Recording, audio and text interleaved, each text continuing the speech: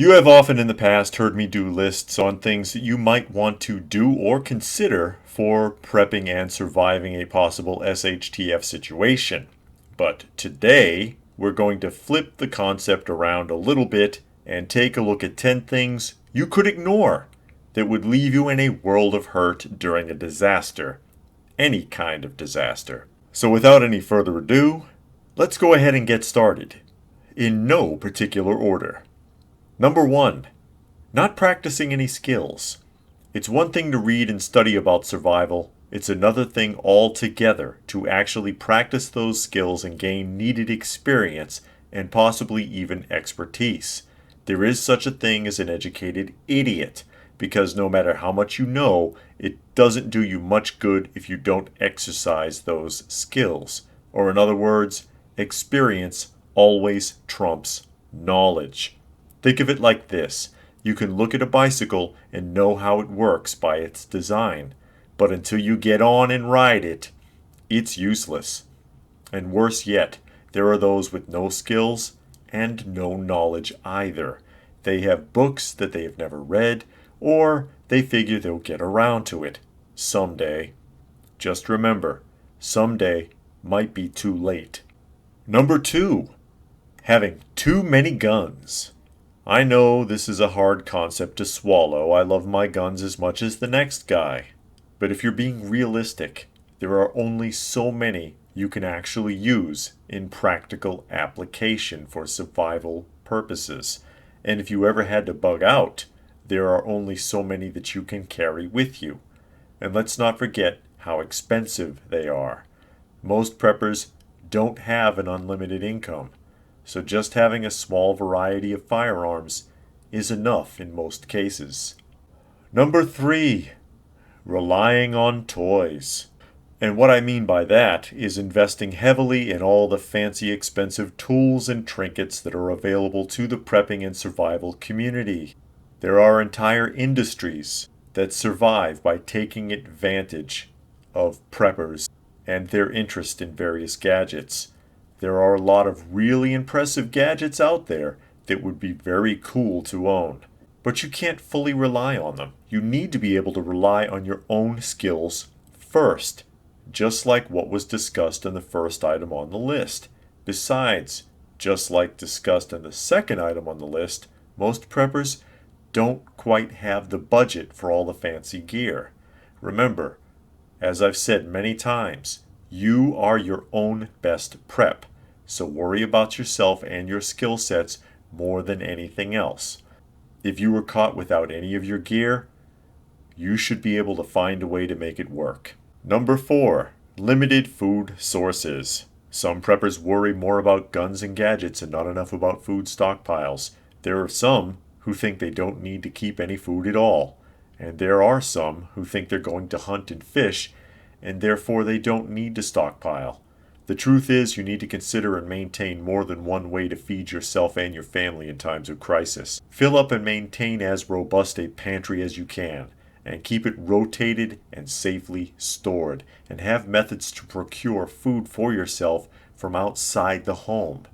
If you have the space, start practicing maintaining a garden now if you haven't already. Maintaining a garden is a skill, and it can be harder than you think. Number 5. Relying on precious metals for after the fall. Don't get me wrong on this one. There's nothing wrong with gold or silver stacking. A lot of people in the prepping community do this. But keep in mind that stacking is for the long game. If we were truly in a long-term grid-down situation that lasted for years or even decades, it would be some time before value came back to gold and silver. Eventually it will, but not right away. For the short term, food, water, ammo, first aid, tools, and other basics would be worth more in the long run. Number 6, the bugging in versus bugging out argument. Essentially, there is no 100% right or wrong argument here. My recommendation would be that for most people, it would make more sense to hunker down where they are and keep a bug out plan as an emergency contingency.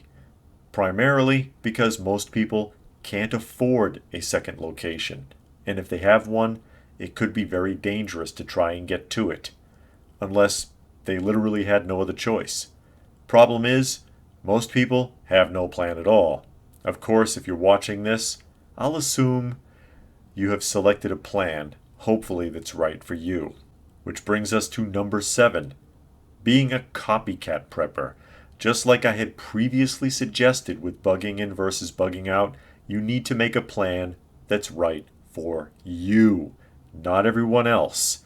No matter how good someone else's methods or suggestions might seem, they may not be what's best for you and your family personally. Take a piece of this and a piece of that from various sources and formulate your own best plan of action to keep you and your family safe and well cared for in times of crisis. Number 8, having no plans at all. Picking right up from the last point, there are those who literally have no plan of action, even from within the prepping community. They figure they have enough stuff stockpiled so that whatever comes down won't really affect them. So they have no plan, and they've run no drills. Their preparedness is rooted entirely in what they own, or even perhaps on their skills, but they've never considered creating a plan of action for facing a crisis situation, which could leave them in a panic when things go down and they aren't sure exactly where or how to start. Number 9, preparing to be a prepper pirate. You know the type I'm talking about. Those preppers whose plan it is to seek out other preppers and raid them, kill them, and steal their goods. This is a bad plan, and I've discussed this before in detail in specific videos on the subject. You are attacking people who are often prepared already to deal with raiders, and they will likely kill you. Or you're setting yourself up to be hunted down because you're causing so many problems. Bottom line, not only is this a downright dirty practice, but it's a practice where your luck very likely will run out pretty quickly. And number 10, running your mouth. Something that I'm always on about. There are too many people in the prepping and survival community who talk just too much. This is the best way to invite trouble right to your front door when things get really ugly. I mean, I get it. You want to reach out to friends, family, and neighbors and get them on board. It's a noble concept to want to do so, but you've really got to have your feelers on and be careful about how much of what you say to whom, or it could come back to haunt you in a big way. And you just knew I had one more for you, didn't you? Call it number 11 if you will. Relying on the system. This is a stab at all those people out there who don't prepare at all because they expect the government to swoop in and save them. And we've just had a big taste of how well that works on a global scale with the current C virus scare, which left most of the world's population screaming for toilet paper and bottled water. If these people had even a minimum 3 weeks backup supply in their homes, there wouldn't have been a problem. And do you know what the sad part really is? Most of them still won't prepare, even after what they've just experienced. Most people never learn their lesson. So I hope you found this video interesting. If you have any further suggestions pertaining to the video, please feel free to post them in the comments section down below. Please do give the video a thumbs up, easiest way to show your appreciation. Share it if you can and subscribe if you are new. And be sure to hit that bell icon so you can be alerted when new content comes out. And do check out some of the other videos if you get the chance. You may find something interesting. If you would like to help the channel out, there are links for that down below. Every little bit helps and I sure do appreciate it. And I can also be found on another channel called Coffee Talk. Check it out if you get the chance. There is a link for that in the comments section down below as well. So all that being said, as always, stay frosty folks, and thanks for watching.